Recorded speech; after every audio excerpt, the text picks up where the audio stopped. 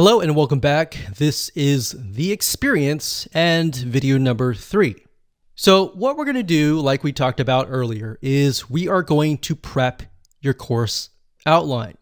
So in other words, what we're going to do is we are going to plan ahead before we do any sort of implementation. So prepping your course outline from the moment they purchase to the moment they finish consuming your course is very important. So in other words, what we're trying to do is we're trying to lay out all the steps that they must go through because this is crucial. So in other words, step by step by step. Now, for example, the very first video should be about introducing your students, and that's really important. So if you don't have that, you might want to make that as an addition. So you might want to say, thank you for your purchase. Here's a quick overview of all the videos that are laid out and show it in action. And oftentimes you want to make this video last because this will be after you've set everything up. So you'll be able to show, okay, so you log into this WordPress site. This is what you do. You can see lesson 1, 2, 3, 4, 5. You can see these topics, all that. So what that does is it puts people in the frame of mind of, okay, this is what I'm going to do. This is what I can expect. And it kind of takes away that fear. So you need to give people an idea of what to expect because a lot of times they have anxiety or fear of what's ahead. And that anxiety or fear, a lot of times is what prevents them from moving forward. So what you're doing here is you're helping them move forward. Next, you want to make sure that these steps from there make it easy for your students to consume your content. So like I previously mentioned, maybe you have the welcome video, and then after that, you have maybe a checklist that they can download, and whatever else will make it easier. So in other words, you don't have to necessarily make more videos besides the first introduction video, but you want to lay it out so that you can see, okay, so should I put all of these videos, step 1, step 2, step 3, all different steps, or should I do video 1 and maybe the introduction and the video 1 and then a checklist and maybe a Word document of some sort in between the videos so that I don't overwhelm people and all of that. And we'll talk about drip feeding and how to prevent people from being overwhelmed. So in other words, what I'm talking about here is basically adding buffer pages or pages in between each video if they need more clarification. Now, the only way to know how to do all of this is to map it out. All right. So let's head on over to a mind mapping software and do this now. Okay, so I want to say that it doesn't matter what you use to map your plan or outline out. What I'm using here is a software. It's an online web application called Lucid Chart. That's lucidchart.com. Now, if you're not a visual person and you would prefer to use something like Notepad or a piece of paper, whatever it is, it doesn't matter. At the end of the day, it's just a matter of mapping it out so that you are able to see step 1, step 2, step 3, and all the steps ahead so that you can take this blueprint and implement it later down the road. So we got this here. This is the online course.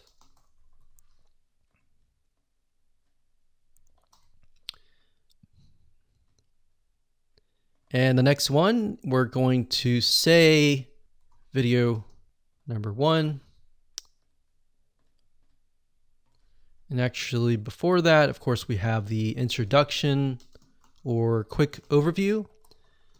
A lot of times, like I said, I like to complete this video after everything has been set up. So as you can imagine, if your site has been set up and laid out, and then you make this video, what this enables you to do is show people everything in action. So whatever they see on your screen is likely what they are seeing on their screen as well. So what it does, like I said, is it takes away that anxiety. So the next thing we've got is from, let's say, the introduction. We have video number 1. And of course, typically, if you have your course in hand, you're automatically going to have, video 1, video 2,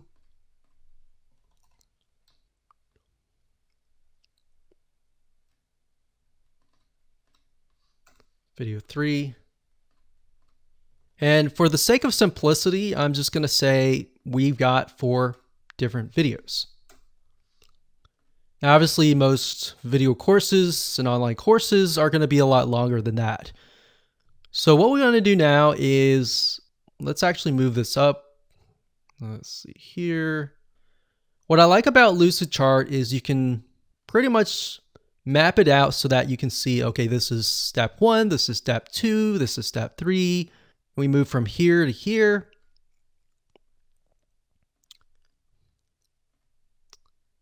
And let's see here to here, and here to here, like that. All right. So this is our whole course. And what I want to do now is get a better view of how can I make this more engaging? Perhaps what are areas that people are confused about? And how can I improve my students' success rate? So obviously, if you have your online course, you're very passionate about your course and you're very passionate about helping your students. So once you have that, you can figure out, okay, we're going to go through here. We got the online course, we got the introduction, the quick overview, and they have video number 1. And let's say video number 1,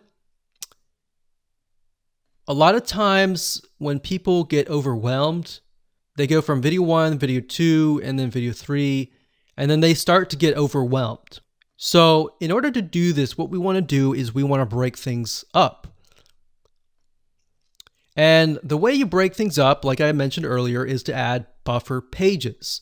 So what we could do here is video number 1, we could have, in addition to that, we could have a document, maybe a checklist or a summary of video 1.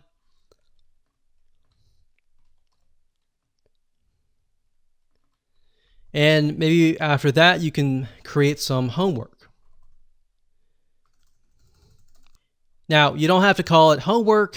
Homework sometimes has a bad connotation.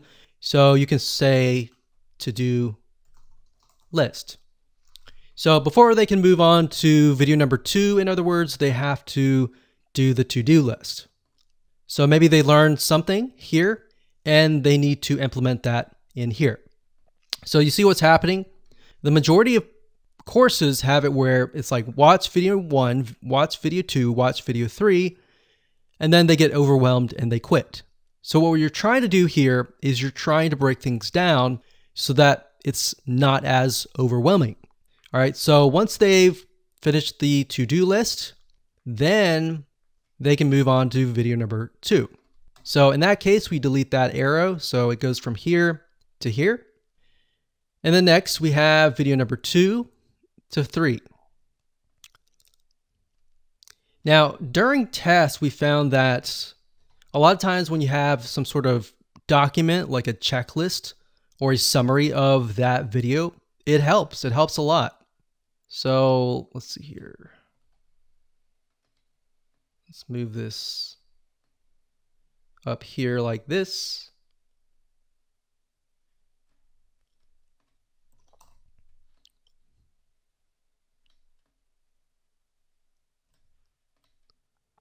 And from video 2, we have another checklist and a summary.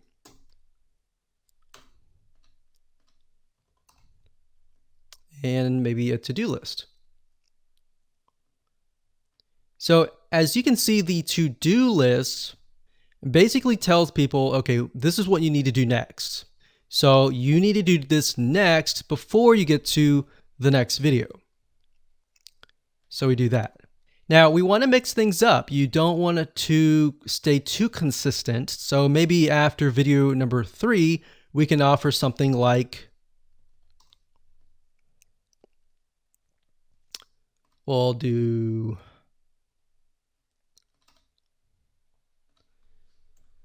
summary's good, but maybe instead of a to-do list, we have a quiz, but a short quiz. Not a long quiz, but a short quiz. Remember, you don't want to overwhelm people. So we're going to delete this. We're going to go from the short quiz to video number 4. Now, you could set it up so that in order for them to move to video 4, they have to get the questions right. But from our findings, what we found is a lot of times that can become frustrating, especially if they answer it wrong. So what that does is it makes things negative, and we don't want to create a negative environment. You want to keep things positive and keep them excited. So let's move from a short quiz to video number 4. So same thing here. We can do this here, and we'll do video 4. And that here. Now, what's nice about WordPress, the plugins that we're going to be using, is that you can also add things like certificates. So in other words, when they finish the course, they get a certificate with their name on it. Now, you can do that with the plugin that we recommend, which we'll talk about in just a minute. Now, what I want to say is a lot of times what people do is they buy the course, but in order for them to stay, there needs to be a community, or they need to have the ability to engage with you. So having sold many courses over the years, we found that even though there's a course, if there's no community, it's hard to get people back to your site. So that's kind of a basic outline here, and we definitely want to keep things basic. You don't want to complicate it any further. We can add things like forums, which we'll discuss later on. So we could add a forum, and typically you want to, after the introduction video and the quick overview, you could send them to a link to the forum. Now, depending on how you set things up, if you have a Facebook group, you can send them to that link. If you're utilizing the WordPress plugin that we recommend, sometimes they are connected to forums like bbPress and other community and forum plugins. So that's kind of a brief map of what you can do. You can do anything that you want. Just make sure that it's not too overwhelming, because as you can see, this is video number 4 and we've already got so many different steps. We want to make it fun. We want to make it short and quick, but we don't want to have too many steps. So one thing you could do is you could just have maybe a to-do list and a summary and a to-do list all bundled up into one. You could do that. You could break these up into sections like lessons and maybe have a summary for the whole lesson instead of each individual video. So those are just some general ideas that you can use.